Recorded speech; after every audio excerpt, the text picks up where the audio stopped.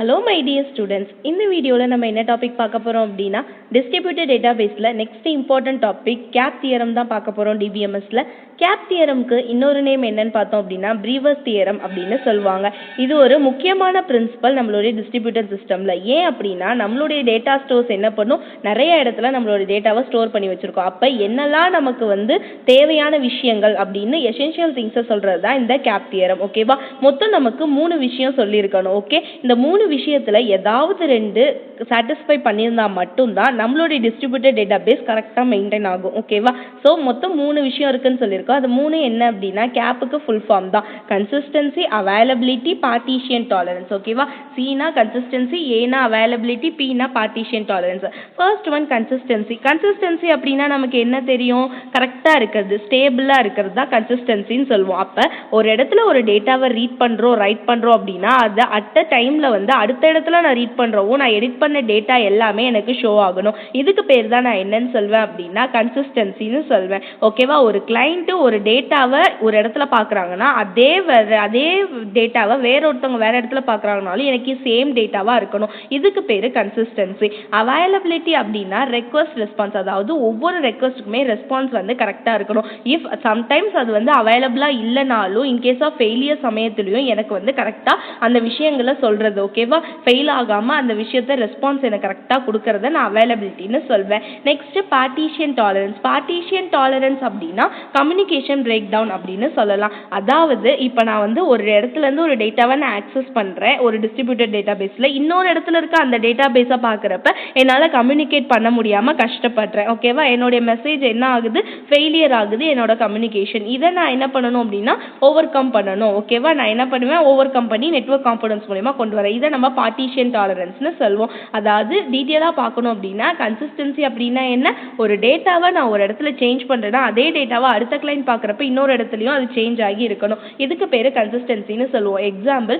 ஒரு bank transaction எடுத்துக்கோங்க. நீங்கள் ஒரு மணியை டெபாசிட் பண்ணுறீங்க உங்கள் அக்கௌண்ட்டில். இமீடியட்டாக உங்களோட அக்கௌண்ட்டை ஒரு ஃபோன்லேருந்து செக் பண்ணுறப்ப என்ன ஆகும், நீங்கள் டெபாசிட் பண்ண அமௌண்ட்டோட சேர்த்து தான் நமக்கு வரும். ஓகேவா, இந்த மாதிரி அப்டேட்டடாக வரதை நம்ம என்னன்னு சொல்லுவோம், கன்சிஸ்டன்சின்னு சொல்லுவோம். Next availability. அவைலபிலிட்டினா என்னன்னு சொல்லிட்டோம், ரெக்வஸ்ட் ரெஸ்பான்ஸ். ஓகேவா, ஒரு ரெக்வஸ்ட் கொடுக்குறீங்கன்னா இமீடியட்டாக எனக்கு ரெஸ்பான்ஸ் வரணும். இப்போ ஒரு வெப்சைட்டை நான் ஆக்சஸ் பண்ணுறேன், எனக்கு இந்த ஒரு இன்ஃபர்மேஷன் வேணும், இந்த இதை மட்டும் நான் பார்க்கணும், ஒரு வெப்சைட் நான் பார்க்கணும் அப்படின்னு சொல்லி அந்த பேஜோட நேம் தரேன். அது எனக்கு டெம்பரரியாக, அதாவது கரண்ட்டில் ஏதோ ஒரு ப்ராப்ளம்னால அன்அவைலபிளாக இல்லைனாலும் என்ன பண்ணும் அப்படின்னா என்னோட சர்வர் போய் எனக்கு அதை ஆக்சஸ் பண்ணி கொடுக்கும். ஓகேவா, இதுதான் அவைலபிலிட்டி அப்படின்னு சொல்லுவோம். Next partition tolerance. Partition tolerant அப்படின்னா என்ன, ஏதோ ஒரு நேரத்தில் நம்ம கம்யூனிகேஷன் லாஸ் ஆகிறது, நம்மளுடைய சிஸ்டம் ஃபெயிலியர் ஆகிறது, இதை தான் நம்ம கம்யூனிகேஷன் அப்படின்னு பார்ட்டிஷன் டாலரன்ஸ்னு சொல்கிறோம். ஓகேவா, இப்போ ஒரு டிஸ்ட்ரிபியூட்டட் டேட்டாபேஸில் ஒரு ரீஜியனில் இருக்க நான் டேட்டாவை இன்னொரு ரீஜியனில் கம்யூனிகேட் பண்ணணும். இப்படி கம்யூனிகேட் பண்ணுறப்ப எனக்கு ஏதாவது பிரச்சனைகள், நெட்வொர்க் இஷ்யூஸ்லாம் நான் வரதை நான் பார்ட்டிஷன் டாலரன்ஸ் அப்படின்னு சொல்வேன்.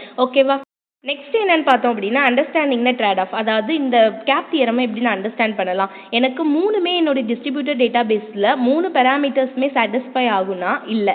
ஓகேவா, ஏதோ ஒரு 2 பேராமீட்டர் தான் என்னால் சாட்டிஸ்ஃபை பண்ண முடியும். ஓகேவா, டிஸ்ட்ரிபியூட்டட் டேட்டாபேஸில் அதுக்கு எனக்கு 3 டாலரண்ட் இருக்குது, ட்ரேட் ஆஃப் இருக்குது. CA system, CP system, AP system. ஓகேவா, சிஏ சிஸ்டம் அப்படின்னா என்ன, கன்சிஸ்டன்சியும் அவைலபிலிட்டியும் எனக்கு ஒன்றா இருக்கிறது. ஓகேவா, பார்ட்டிஷியன் டாலரன்ஸ் இல்லாமல். இதை நான் என்னன்னு சொல்லுவேன், கன்சிஸ்டன்சி அண்ட் அவைலபிலிட்டியை சிஏ சிஸ்டம்னு சொல்வேன். சிபி சிஸ்டம் என்ன பண்ணும், எனக்கு கன்சிஸ்டன்சிக்கும் பார்ட்டிஷனுக்கும் டாலரன்ஸுக்கும் தான் ஃபர்ஸ்ட் ப்ரியாரிட்டி கொடுக்கும். ஓகேவா, நான் ஃபர்ஸ்ட் என்ன பண்ணணும், என்னோட சிஸ்டம் கன்சிஸ்டன்ஸாக இருக்கணும், பார்ட்டிஷன் டாலரன்ஸை மெயின்டைன் பண்ணணும். இது எனக்கு சிபி சிஸ்டம்னு சொல்வேன். Next AP system. ஏபி சிஸ்டம்னா என்ன, அவைலபிலிட்டி அண்ட் பார்ட்டிஷன் டாலரன்ஸ். ஓகேவா, கன்சிஸ்டன்சி இல்லாமல் அதுக்கு பதிலாக நான் அவைலபிலிட்டி பார்ட்டிஷன் டாலரன்ஸ் யூஸ் பண்ணி என்னோட சிஸ்டம் எப்படி இருக்குது, என்னோட நெட்வொர்க் பார்ட்டிஷன் எப்படி இருக்குது அப்படின்னு நான் ஃபுல் டிஃபைனேஷன் கொடுக்கறது ஏபி சிஸ்டம்னு சொல்வோம். ஓகே, நெக்ஸ்ட் ப்ராக்டிக்கலாக எப்படி NoSQL டேட்டாபேஸில் என்னுடைய இந்த கேப் தியரம் எக்ஸிக்யூட் ஆகுது அப்படின்னா consistency oriented NoSQL database, availability oriented NoSQL database, partition tolerant NoSQL database. Consistency oriented அப்படின்னா என்ன ஆகும், நான் யூஸ் பண்ணுற இந்த மேங்கோ டிபி, ஹெச்பேஸ், இது எல்லாமே NoSQLல கன்சிஸ்டன்சி பேஸ்டாக வருது.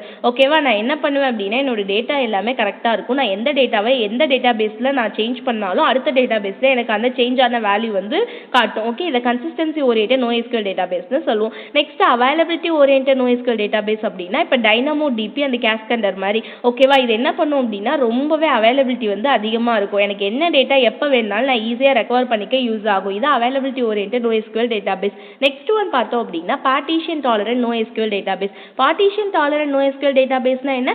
ஜியோகிராஃபிக்கலி, அதாவது என்ன ஆகும் அப்படின்னா என்னோட டேட்டா பல இடத்துல ஸ்ப்ளிட் ஆயிருக்கு. அந்த ஸ்ப்ளிட் ஆயிருக்கிறதுல ஏதோ ஒரு நெட்வொர்க் எரர் வந்து என்னால் ஒரு இடத்துல இருக்க டிஸ்ட்ரிபியூட்டட் டேட்டாபேஸில் எனக்கு ஒரு 10 டிஸ்ட்ரிபியூஷன் இருக்குன்னா என்னால் வந்து ஒரு டிஸ்ட்ரிபியூஷனை மட்டும் கம்யூனிகேட் பண்ண முடியாமல் இருக்கலாம். இந்த மாதிரி நான் வச்சிருக்கிறத நான் அதுக்கேற்ற மாதிரி என்னோட அவைலபிலிட்டியை மாற்றி கொடுக்கறத பார்ட்டிஷன் டாலரண்ட் NoSQL டேட்டாபேஸ்னு சொல்வேன். இவ்வளோதான் எனக்கு என்ன அப்படின்னா கேப் தியரம்.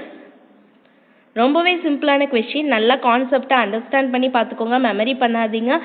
ப்ராக்டிக்கலாக எப்படி ஒர்க் ஆகுதுன்னு சொல்லி தெரிஞ்சுக்கிட்டு மைண்டில் ஸ்டோர் பண்ணிட்டீங்க அப்படின்னா ரொம்ப ஈஸி. இது நமக்கு ஸ்ப்ளிட் பண்ணி 8 மார்க் 4 மார்க்குன்னு கேட்கலாம், 13 மார்க்லையும் கேட்கலாம். ஸோ நீட்டாக பார்த்து வச்சுக்கோங்க. தேங்க்யூ.